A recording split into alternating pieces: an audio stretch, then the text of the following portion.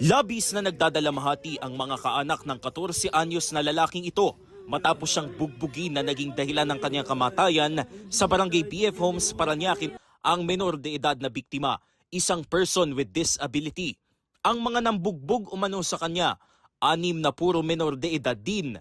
Ayon sa pulisya, nakipagkita ang biktimang si John Raven Tabina sa 6 para ihatid daw ang binili nilang shorts. Nung naibigay na nila yung shorts, pag-akyat nung victim natin doon sa footbridge, doon na pinagsusuntok na siya. Nagawa ng biktima na makarating sa malapit na istasyon ng pulisya pero sumusuka na raw ng dugo kaya isinugod na siya sa ospital. Batay sa report ng Parañaque City Police, kalaunan ay pumanaw ang biktima dahil sa tinamong severe traumatic brain injury dulot ng pambubugbog.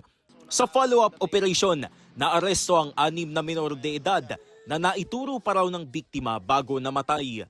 Masakit po sa akin yung ginawa nila na walang kamalay-malay yung anak ko na ginawa lang nilang pang suntok, binugbog nila walang kalaban-laban. Hindi na nakunan ng pahayag ang 6 na menor de edad na nasa kustodiya na ng City Social Welfare and Development Office.